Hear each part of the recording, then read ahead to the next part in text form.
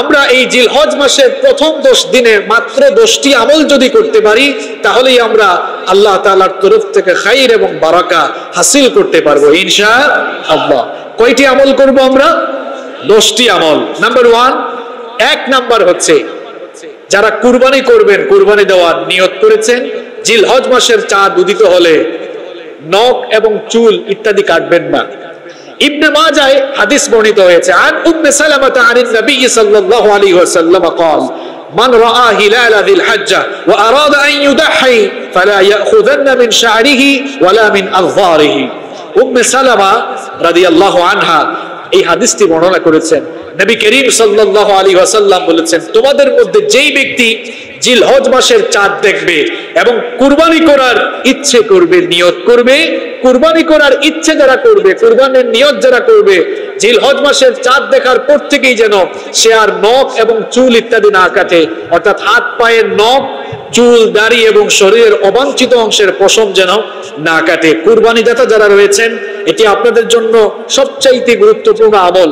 আজকে তো জিলহজ মাসের 27 তারিখ, অর্থাৎ জিলহজ মাস শুরু হওয়ার আগেই আপনার চুল দাড়ি কাটার দরকার হলে, হাত পায়ের নখ কাটার দরকার হলে, এমনকি শরীরের অবাঞ্ছিত অংশের পশম যদি কাটার দরকার হয়, আপনি সবকিছু পরিষ্কার করে আগে থেকেই প্রস্তুতি সম্পন্ন করবেন। অর্থাৎ জিলহজ মাস যে আসতেছে, শুরু হচ্ছে, এর একটি প্রস্তুতি যেন আপনার কর্মতৎপরতার মাধ্যমেই ফুটে উঠে। আল্লাহ তাআলা আমাদেরকে তৌফিক দান করেন। যারা কুরবানি করবেন না, তারাও সওয়াবের নিয়তে এই আমলটি করতে পারেন, তারাও সওয়াব পেতে পারেন ইনশাআল্লাহ। তাহলে জিলহজ মাসের প্রথম দশকের 1 নম্বর আমল কি? জিলহজ মাসের চাঁদ উদিত হওয়ার আগেই হাত পায়ের নখ, চুল, দাড়ি এবং অবাঞ্ছিত অংশের লোম আমরা কেটে ফেলবো এবং পরিষ্কার পরিচ্ছন্ন হয়ে নেব। নাম্বার 2 নম্বর আমল হচ্ছে এই দশকে বেশি বেশি নফল রোজা রাখার চেষ্টা করা। কারণ নবী করিম সাল্লাল্লাহু আলাইহি ওয়াসাল্লাম এই দশকে 10 তারিখ ঈদুল আজহার দিন ব্যতীত প্রথম 9টি দিন, অনেক রিওয়ায়াত এসেছে যে প্রথম 9টি দিন তিনি নফল ইবাদতে কাটিয়েছেন। আমি তো আগেই বলেছি যে রমজান মাস পরে নবীজি যেই সময়টাকে ইবাদতের জন্য সবচাইতে গুরুত্বপূর্ণ সময় হিসেবে বেছে নিয়েছেন, সেটি হচ্ছে এই জিলহজের প্রথম 10 দিন। সুবহানাল্লাহ। তাহলে 2 নম্বর আমল হচ্ছে আমরা বেশি বেশি নফল রোজা রাখার চেষ্টা করব ইনশাআল্লাহ। যদি আমরা পারি একেবারে প্রথম থেকে 9 পর্যন্ত, 9ম দিন পর্যন্ত রোজা রাখবো। আল্লাহ তৌফিক দান করেন।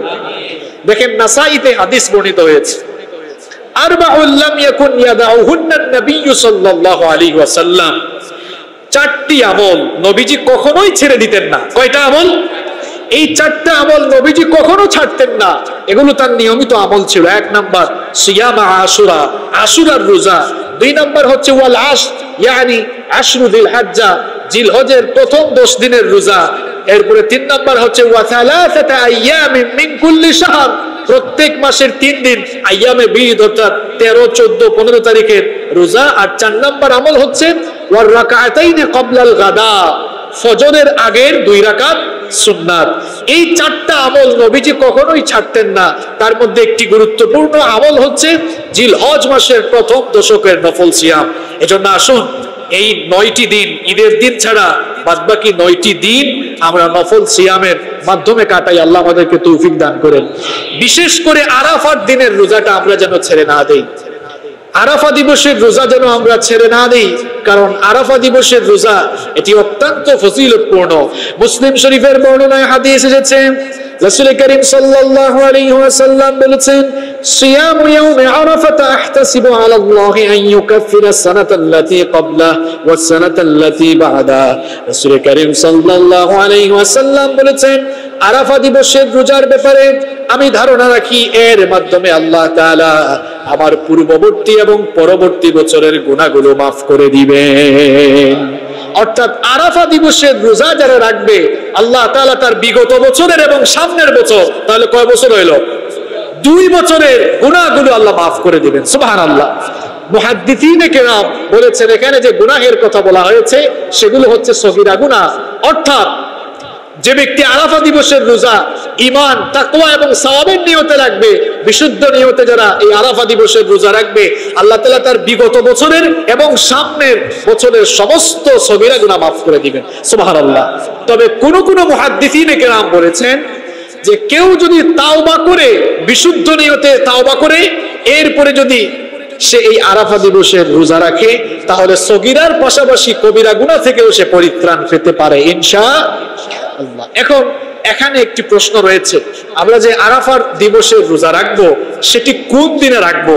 কারণ যেই দিন হাজী সাহেবরা আরাফার মাঠে উপস্থিত হন সেই দিন সৌদি আরবে জিলহজ মাসের 9 তারিখ আর বাংলাদেশে কয় তারিখ?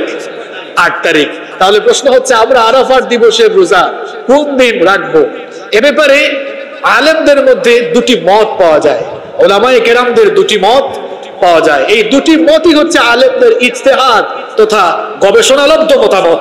এর মধ্যে একটি মত হচ্ছে উলামায়ে কেরামদের কেউ কেউ বলেছেন যে যেই দিন হাজী সাহেবরা আরাফার মাঠে উপস্থিত হবেন ওই দিন যদি কোনো দেশে ঈদুল আজহা না থাকে তাহলে ওই দিনেই রোজা রাখতে হবে। এখানে তারিখটা ফ্যাক্ট না, বরং হাজী সাহেবরা মাঠে গিয়ে যেই দিন উপস্থিত হন ওই দিন যে দেশে যত তারিখ হবে শুধু ঈদের দিন না হলে ওই দিনেই রোজা রাখতে হবে। এটি হচ্ছে একটি মত।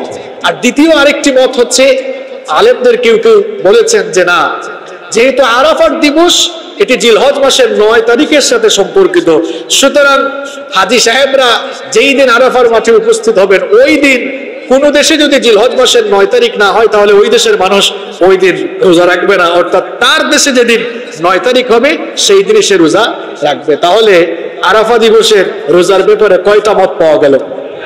অর্থাৎ 8 তারিখ এবং 9 তারিখ। এখন আমরা কি করব? কোন মত গ্রহণ করব? সবচাইতে ভালো হয় আরাফা দিবসের এমন ফজিলত আমরা কেউ কি মিস করতে চাই? কারা কারা মিস করতে চান দেখি হাত তুলেন তো। মাশাআল্লাহ, কেউই মিস করতে চান না। এমন রোজা, বিগত বছরের গুনাহ মাফ, আগামী বছরের গুনাহ। এই অফার কি মিস করা যায়? বলেন, এই অফার কি মিস করা যায়?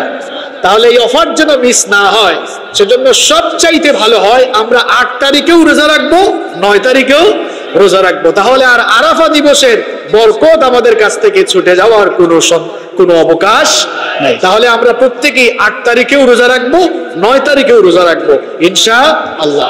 আর রোজা তো একটি ভালো আমল, আল্লাহর পছন্দের আমল। রোজা হচ্ছে এমন ইবাদত, আল্লাহ তাআলা কি বলেছেন? as-sawmu li, রোজা আমার জন্য, ওয়া আনা আজজি বি, রোজার প্রতিদান আমি আল্লাহ আমার নিজের হাতেই বান্দাকে দিই। সুবহানাল্লাহ।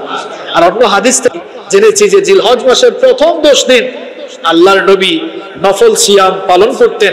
সেহেতু আমরা যদি একটু বেশি রোজা রাখি তাহলে এতে কোনো অসুবিধা নাই। তাহলে আমরা 8 তারিখেও রাখবো, 9 তারিখেও রাখবো ইনশাআল্লাহ। তবে যারা হজ করতে গিয়েছেন, হজ করতে যারা যাবেন তারা যেন আরাফার দিনে রোজা না রাখেন, এ ব্যাপারে নিষেধাজ্ঞা রয়েছে। কারণ ইসলাম হচ্ছে মানবিক, সায়েন্টিফিক এবং বাস্তবসম্মত একটি জীবন ব্যবস্থা। যারা হজ করতে যাবেন আরাফার মাঠে উপস্থিত হবেন। হজ হচ্ছে আর্থিক এবং শারীরিক ইবাদতের সমন্বয়, সুতরাং তারা সেখানে যাবেন, শারীরিক কষ্ট হবে। এই জন্য ইসলাম মানবিক এবং বাস্তবিক একটি জীবন ব্যবস্থা। এজন্য তাদেরকে আরাফা দিবসের রোজা থেকে ছাড় দেওয়া হয়েছে। সুনানে আবু দাউদে হাদিস বর্ণিত হয়েছে, আন্না রাসূলুল্লাহ সাল্লাল্লাহু আলাইহি ওয়াসাল্লাম নাহা আন সাওমি ইয়াউমি আরাফাতা বিআরাফা, অর্থাৎ রাসূল করিম সাল্লাল্লাহু আলাইহি ওয়াসাল্লাম আরাফা দিবসে যে সকল হাজিরা আরাফার মাঠে উপস্থিত হবেন তাদেরকে রোজা রাখতে নিষেধ করেছেন। কারণ হজের কাজ সম্পন্ন করতে গিয়ে তারা শারীরিক কষ্টের সম্মুখীন হবে, এজন্য তাদেরকে আরাফা দিবসের রোজা থেকে ছাড় দেওয়া হয়েছে। তাহলে জিলহজ মাসের প্রথম 10 দিনের দ্বিতীয় যে করণীয় আমল রয়েছে সেটি কি? আমরা বেশি বেশি নফল রোজা রাখবো এই 9 দিন এবং তার পাশাপাশি আরাফা দিবসের রোজা রাখবো ইনশাআল্লাহ। জিলহজ মাসের প্রথম দশকের করণীয় 3 নম্বর আমল হচ্ছে আমরা এই দশকে বেশি বেশি আল্লাহর জিকির করব, যেটি সূরা হাজের 28 নম্বর আয়াতে এসেছে। ওয়ায়াযকুরুল, যেটি আল্লাহ তাআলা সূরা হাজের 28 নম্বর আয়াতে বলেছেন, ওয়ায়াযকুরু ইসমাল্লাহি ফীহি আইয়ামিম মা'লুমাত। আল্লাহ তাআলা বলছেন আল্লাহর প্রিয় বান্দারা সেই নির্দিষ্ট দিনসমূহে আল্লাহর জিকির করে। তাহলে হাঁটতে বসতে, চলতে ফিরতে, উঠতে বসতে আমরা বেশি বেশি আল্লাহর কি করব? জিকির করব। এখন আমাদের দেশে তো কত তালের জিকির বের হয়েছে, দেখছো তো এখন কত জিকির, এই বাবা সেই বাবা, দাঁড়িয়ে যান বসে যান, এগুলো এখন জিকির হয়ে গিয়েছে। এইসব ফাইজলামির নাম জিকির নয়। জিকির হচ্ছে সুবহানাল্লাহ, জিকির হচ্ছে সুবহানাল্লাহ, আলহামদুলিল্লাহ, লা ইলাহা ইল্লাল্লাহ। আবার আপনি জিকির করতে পারেন সুবহানাল্লাহি ওয়া বিহামদিহি সুবহানাল্লাহ ইল আযীম। আল্লাহর নবী বলেছেন কালিমাতানি হাবিবাতানি ইলার রহমান খাফিফাতানি আলাল লিসান সাকিলাতানি ফিল মিজান।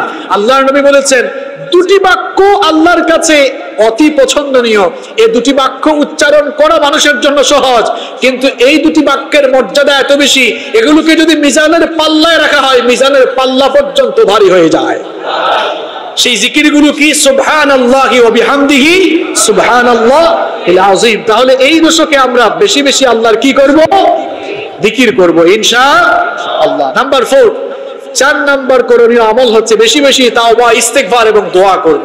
তাওবা ইস্তেগফার কেন করব? কারণ আল্লাহ তাআলার ক্ষমা লাভের যোগ্য বানাতে হলে নিজেকে আগে তাওবা করে সংশোধনের পথে নিয়ে আসতে হবে। এজন্য আমরা বেশি বেশি তাওবা ইস্তেগফার এবং দোয়া করব ইনশাআল্লাহ। নাম্বার 5, এই দশকের 5 নাম্বার করণীয় আমল হচ্ছে নিয়মিত যে আমলগুলো রয়েছে নিয়মিত আমলগুলো যত্ন সহকারে পালন করা, আদায় করা। নিয়মিত আমলগুলো কি? যেমন নামাজ, এটি কি সাপ্তাহিক ইবাদত নাকি দৈনিক ইবাদত? কারো কারোর জন্য সাপ্তাহিক, যারা সপ্তাহে একদিন আসে। সপ্তাহে যারা একদিন মসজিদে আসে তারা এক সপ্তাহে 35 ওয়াক্তের মধ্যে একবার আল্লাহকে খুশি করে আর 34 বার তারা শয়তানকে খুশি করে। নামাজ এটা কি সাপ্তাহিক ইবাদত না দৈনিক ইবাদত?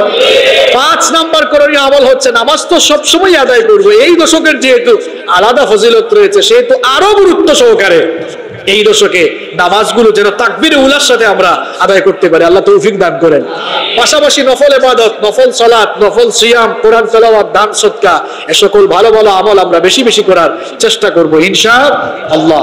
এই দশকের 6 নম্বর করণীয় আমল হচ্ছে বেশি বেশি তাহলিল, তাকবীর এবং তাহমিদ আমরা পাঠ করব। কারণ নবীজি বলেছেন ফাআকসিরু ফীহিন্না মিনাত তাহলিলি ওয়াত তাকবীরি ওয়াত তাহমিদ।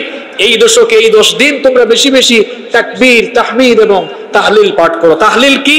লা ইলাহা ইল্লাল্লাহু আল্লাহু আকবার ওয়ালিল্লাহিল হামদ। অথবা আপনি বলতে পারেন যে লা ইলাহা ইল্লাল্লাহু ওয়াহদাহু লা শারীকা লাহু ওয়া লাহুল হামদু ওয়া হুয়া আলা কুল্লি শাইইন কাদির। এরপরে আপনি তাহমিদ পাঠ করবেন, আলহামদুলিল্লাহ বেশি বেশি পড়বেন। তাকবীর পাঠ করবেন, আল্লাহু আকবার, লা ইলাহা ইল্লাল্লাহু আল্লাহু আকবার ওয়ালিল্লাহিল হামদ।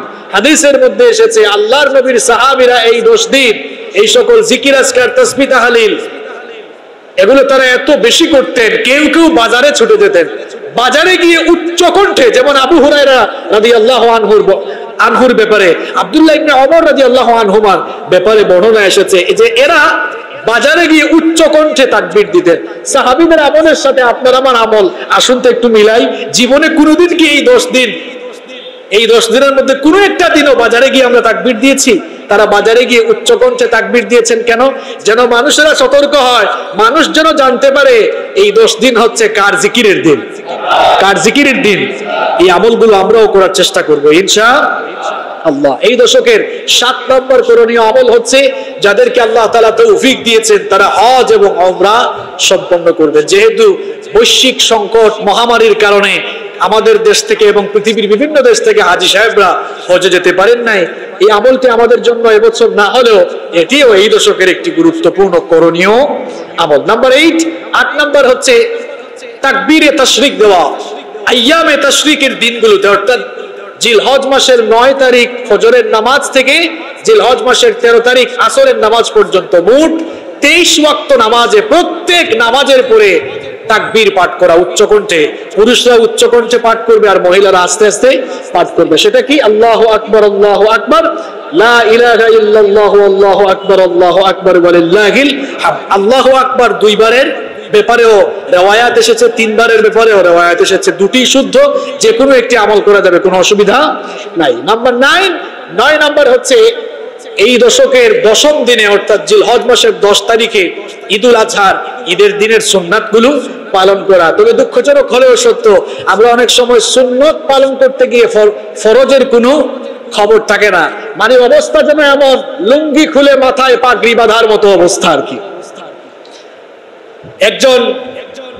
এক আলোচনায় গিয়ে পাগড়ির অনেক ফজিলত শুনছে, এরপরে আসার সময় এক জায়গায় নামাজে দাঁড়াইছে, মনে মনে ভাবলো হুজুর পাগড়ির এত বয়ান করছে, এই ফজিলত তো বাদ দেওয়া যায় না, পাগড়ি নাই কি আর করবে, লুঙ্গি খুলে মাথায় ওই লুঙ্গি দিয়ে পাগড়ি বাঁধছে। অর্থাৎ সুন্নত পালন করতে গিয়ে ফরজটাকে কি করে ফেলেছে, ছেড়ে দিয়েছে। ঈদের দিনের সুন্নত নিয়ে এত মাতামাতি, এত আলোচনা বা সুন্নত পালনের ব্যাপারে আমরা তৎপর হলেও অনেকে আছে ঈদের দিনের ফজরের নামাজ ছেড়ে দেয়, আছে না নাই? এই অবস্থা হলো ওই ব্যক্তির মতো, ওই যেই ব্যক্তি লুঙ্গি খুলে মাথায় পাগড়ি দিয়েছে। এমনটা যেন না হয়, আল্লাহ আমাদেরকে হেফাজত করেন। নাম্বার 10 এবং 10 নাম্বার করণীয় আমল হচ্ছে, যাদেরকে আল্লাহ তাআলা সামর্থ্য দিয়েছেন তারা এই দশকে তাশরিকের দিনগুলোতে, কুরবানির দিনগুলোতে তারা কুরবানি সম্পন্ন করবে। তাহলে জিলহজ মাসের প্রথম দশকের কয়টি আমলের কথা বললাম? 10টি আমল। নাম্বার 1 আবারও রিপিট করছি, 1 নাম্বার হচ্ছে এই দশক জিলহজ মাস শুরু হওয়ার আগেই চুল, নখ ইত্যাদি কেটে পবিত্র হয়ে যাওয়া। নাম্বার 2, 2 নাম্বার হচ্ছে বেশি বেশি নফল রোজা রাখা এবং গুরুত্ব সহকারে আরাফার দিনের রোজা রাখা। নাম্বার 3 নাম্বার হচ্ছে বেশি বেশি জিকির আজকার করা। নাম্বার 4 নাম্বার হচ্ছে তাওবা ইস্তিগফার এবং বেশি বেশি আল্লাহর কাছে দোয়া করা। নাম্বার 5 দৈনিক যে ইবাদতগুলো রয়েছে সেগুলোর পাশাপাশি নফল ইবাদতের প্রতি আরো মনোযোগী হওয়া। নাম্বার 6 নম্বর হচ্ছে তাকবীর, তাহলিল এবং তাহমিদ পাঠ করা। নাম্বার 7 হজ এবং ওমরা করা। নাম্বার 8 নম্বর হচ্ছে জিলহজ মাসের 9 তারিখ ফজর থেকে নিয়ে 13 তারিখ আসর পর্যন্ত প্রত্যেক নামাজের পরে তাকবীর পাঠ করা। নাম্বার 9 নম্বর হচ্ছে ঈদের দিনের সুন্নাতগুলো পালন করা। নাম্বার 10 নম্বর হচ্ছে যাদেরকে আল্লাহ সামর্থ্য দিয়েছেন তারা কি করা? কুরবানি করা। এই 10টি আমল করার মাধ্যমে আমরা যেন জিলহজ মাসের প্রথম 10টি দিন ভালোভাবে কাজে লাগাতে পারি। আল্লাহ তাআলা আপনি আমাদের সকলকে সেই তৌফিক দান করেন।